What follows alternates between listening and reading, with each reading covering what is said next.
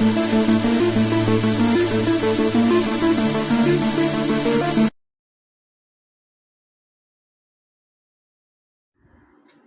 Everyone. So students, पिछले video में हमने इलेक्ट्रिक फील्ड का टॉपिक पढ़ा था, electric field due to uniform charge circular ring. ठीक है, अब उसके आगे हम दूसरे टॉपिक की तरफ बढ़ेंगे। और अब जिस टॉपिक की हम चर्चा करने वाले हैं, जिसका डिस्कशन करने वाले हैं, ये बहुत ही इंपॉर्टेंट है। ठीक है, इंपॉर्टेंट क्यों है उसका एक रीज़न है, क्योंकि आपको पता है कि इलेक्ट्रिक फील्ड चैप्टर का एक बहुत इंपॉर्टेंट एस्पेक्ट है। इनफैक्ट बहुत सारे रेफरेंसेज में ये एक अलग से चैप्टर रहता है जिसको हम कहते हैं गॉस लॉ। ठीक है, गॉस लॉ या फिर गॉस थ्योरम। और उस गॉस लॉ को समझने से पहले इस टॉपिक को समझना बहुत इंपॉर्टेंट है, क्योंकि अगर ये कम समझ आएगा तो फिर गॉस लॉ डेफिनेटली नहीं समझ आने वाला। ठीक है, तो हम जिस टॉपिक की चर्चा करने वाले हैं आप अब तक समझ गए होंगे, दैट इज इलेक्ट्रिक फ्लक्स। ठीक है, आज के इस वीडियो में हम डिटेल से डिस्कशन करने वाले हैं, उस टॉपिक का नाम है इलेक्ट्रिक फ्लक्स।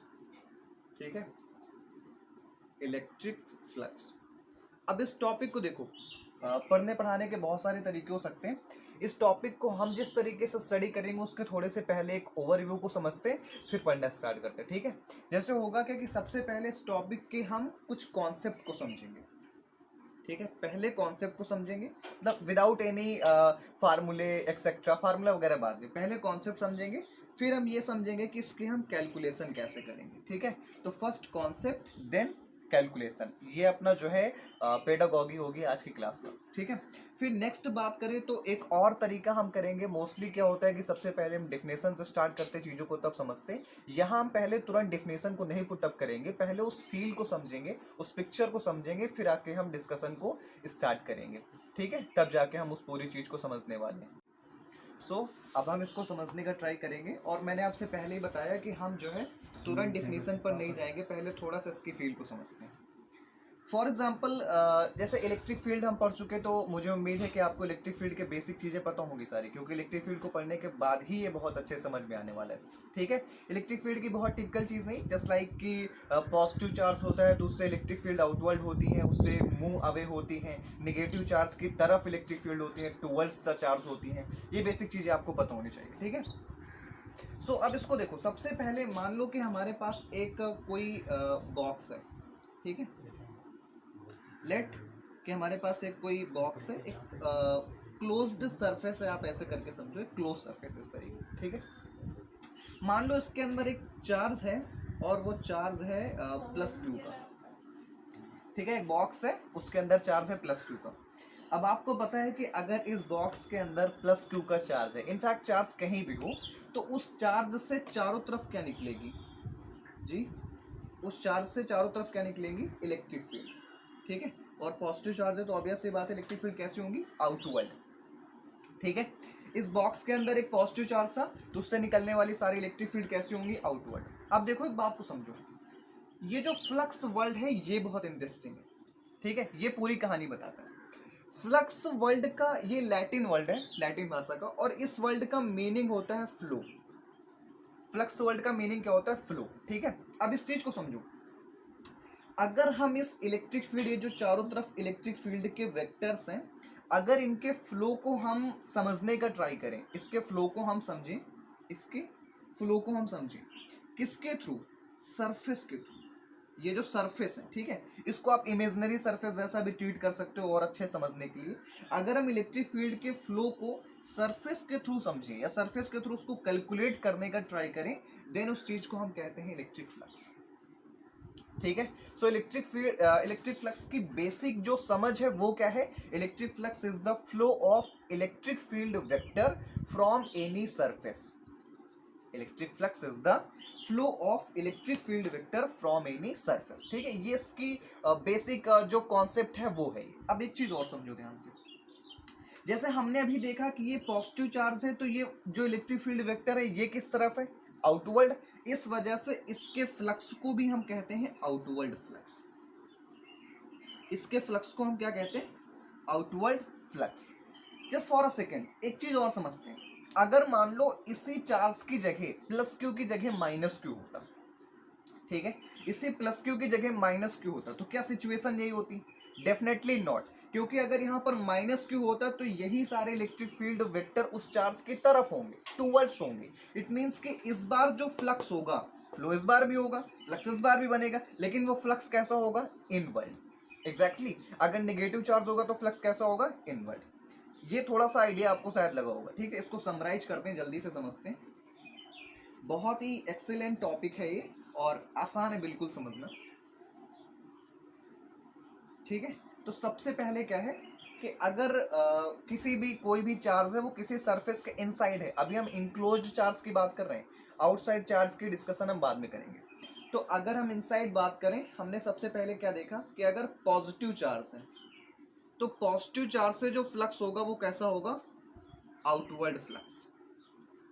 सेम ऐसे अगर निगेटिव चार्ज है तो निगेटिव चार्ज का जो फ्लक्स होगा वो कैसा होगा?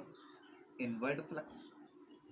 ठीक है, ये दोनों सिचुएशन आपको आई होप समझ आ गई होंगी कि अगर बॉक्स के अंदर इनक्लोज उसके अंदर जो चार्ज है वो पॉजिटिव है तो आउटवर्ड फ्लक्स, नेगेटिव है तो इनवर्ड फ्लक्स।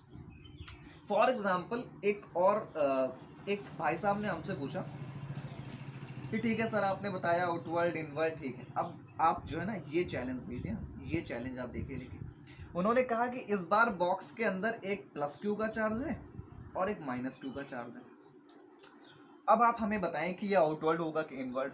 अच्छा सवाल है, क्योंकि प्लस चार्ज है तो उससे फ्लक्स कैसा होगा? आउटवर्ड। नेगेटिव चार्ज है तो उससे फ्लक्स कैसा होगा? इनवर्ड। दोनों फ्लक्स होंगे, दोनों। फिर कैसे बताएंगे? एग्जैक्टली दोनों फ्लक्स होंगे, बस कॉन्सेप्ट सिर्फ इतना सा है कि आप देखो ध्यान से, ये प्लस क्यू है तो ये जितना आउटवर्ड फ्लक्स बनाएगा माइनस क्यू उतना ही इनवर्ड फ्लक्स बनाएगा।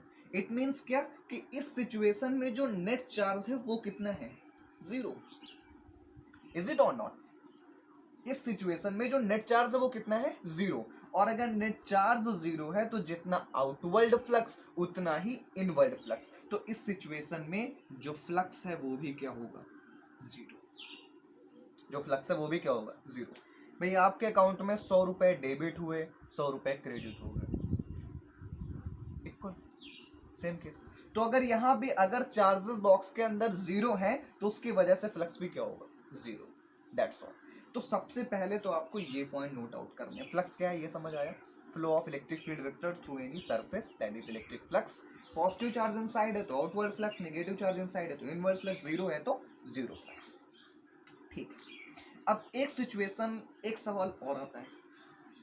सवालों से ही फिजिक्स है ना, इनफैक्ट हर थ्योरी, हर थेसिस, हर रिसर्च किसी न किसी क्वेश्चन पर ही बेस्ड होती है, ठीक है। इसलिए क्वेश्चन पूछना बहुत इंपॉर्टेंट। नाउ सी, अब एक भाई साहब ने कहा कि चलिए ठीक है, ये हमें समझ आ गया कि भाई फ्लक्स ये है, हम सारी चीजों को समझ गए। मान लो इस बार क्या होता है कि बॉक्स जो है, जो हमने पहले लिया था सेम वैसा ही बॉक्स है, सर बॉक्स वैसा ही, और इस बार इसके अंदर का जो चार्ज है वो +2q है। इट मीन्स व्हाट कि हमने बॉक्स के अंदर जो इनक्लोज्ड चार्ज है उसका मैग्नीट्यूड बढ़ाया, ठीक है। मीन्स व्हाट, हम ये देखना चाहते हैं कि क्या मैग्नीट्यूड बढ़ाने से भी फ्लक्स में कोई चेंजेस होंगे या नहीं। एग्जैक्टली तो हमने क्या किया, चार्ज जो बॉक्स के अंदर था उसके मैग्नीट्यूड को डबल किया। तो ऑब्वियस सी बात है, आप खुद से सोचो, अगर चार्ज डबल होगा तो इससे निकलने वाले इलेक्ट्रिक फील्ड वेक्टर्स भी क्या हो जाएंगे? डबल। एग्जैक्टली तो सेम थिंग यहां पर है कि अगर आप चार्ज का मैग्नीट्यूड बढ़ाओगे तो जो फ्लक्स होगा वो भी क्या होगा? बढ़ेगा, ठीक है। इनवर्ड आउटवर्ड किस पे डिपेंड करेगा? साइन पे, चार्ज के साइन पे, ठीक है।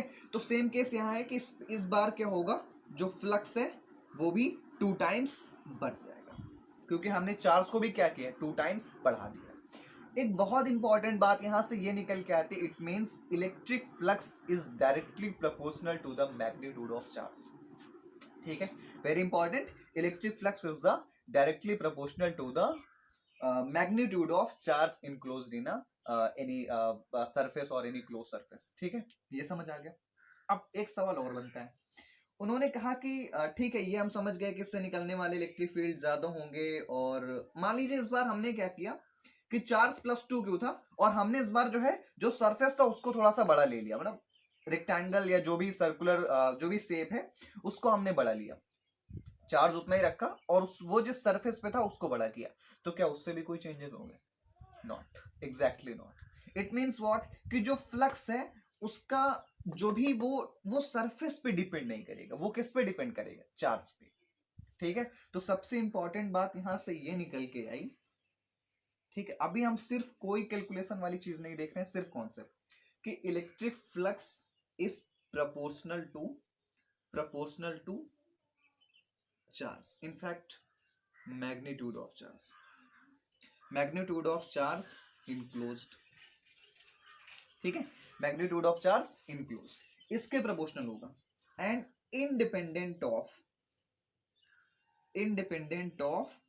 shape, either size of what closed surface, close surface को या फिर सरफेस को, कुछ भी। ठीक है, तो सबसे इंपॉर्टेंट बात क्या है कि इलेक्ट्रिक फ्लक्स प्रोपोर्शनल होगा मैग्नीट्यूड ऑफ चार्ज की, बल्कि सरफेस के शेप से उसके ऊपर कोई फर्क नहीं पड़ेगा। इस बात को आप ज्यादा बेहतर तब समझोगे जब हम इलेक्ट्रिक फ्लक्स का फार्मूला बनाएंगे, वहां से ये आपको और क्लियर हो जाएगा। ठीक है, तो आई होप इतनी सारी बातें आपको समझ आ गई होंगी। तो अगर एक बार जल्दी से इसको समराइज करें तो इलेक्ट्रिक फ्लक्स क्या है, flow of electric field vector from any surface to any surface. ठीक है, पॉजिटिव है तो आउटवर्ड, निगेटिव चार्ज है तो इनवर्ड, जीरो चार्ज है तो जीरो फ्लक्स होगा। ठीक, और साथ साथ क्या है कि वो मैग्नीट्यूड पे डिपेंड करेगा, किसके, चार्ज के जो इनक्लोज्ड है, और उसके शेप पे वो इंडिपेंडेंट होगा। एक सिचुएशन और देखते हैं, एक अच्छा सवाल यहां से भी बन सकता है। वो सिचुएशन ये है कि मान लो इस बार जो चार्ज है वो उस सरफेस या उस कंटेनर के अंदर नहीं है। ठीक है, तो इस बार जो है वो चार्ज जो है आउटसाइड रखा हुआ है। चार्ज कहाँ है, सरफेस से आउटसाइड। फॉर एग्जांपल मान लेते हैं कि जो है एक ऐसे ये आपके पास शेप था। ठीक है, इट्स योर सरफेस, ये आपकी सरफेस है इस तरीके से, जस्ट फॉर अंडरस्टैंडिंग। ठीक है, और इसको जो इसके अंदर कोई चार्ज नहीं है, बट इसको क्रॉस करने वाली इलेक्ट्रिक फील्ड बाहर से आ रही है। मान लेते हैं यहाँ पर एक चार्ज सेट है सिग्मा डेंसिटी, ये अभी आपको कम समझ आया हो तो बाद में आप इसको बेहतर समझ जाओगे, मैं एक्सप्लेन करूंगा इसको। ठीक है, बाद में कंटिन्यूअस चार्ज डिस्ट्रीब्यूशन जब पढ़ेंगे तो। अब मान लो कि इस पर इलेक्ट्रिक फील्ड यहां से कुछ इंटर हुई, ठीक है, और उससे होते हुए यहां से आउटवर्ड हो गई। इसके अंदर कोई चार्ज नहीं है, चार्ज कहाँ है, आउटसाइड द सरफेस। चार्ज कहाँ है, outside the surface. Electric field line inter हुई और बाहर निकल गई। अब सवाल ये उठता है कि क्या इस बार इस सरफेस का कुछ फ्लक्स है। आप फिर से देखो, इस केस में क्या है कि आउटवर्ड फ्लक्स जितना है, जितना फ्लक्स बॉक्स से निकला, क्या उतना ही फ्लक्स इनवर्ड भी हुआ। एग्जैक्टली सेम केस कि इस बार भी क्या होगा कि आउटवर्ड फ्लक्स इक्वल होगा किसके, इनवर्ड फ्लक्स के। दैट मीन्स कि there is no net electric flux.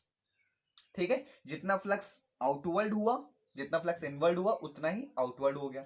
तो इस केस में भी जीरो नेट इलेक्ट्रिक फ्लक्स होगा, यानी कोई भी इलेक्ट्रिक फ्लक्स इस केस में भी नहीं होगा अगर सरफेस से चार्ज आउटसाइड है।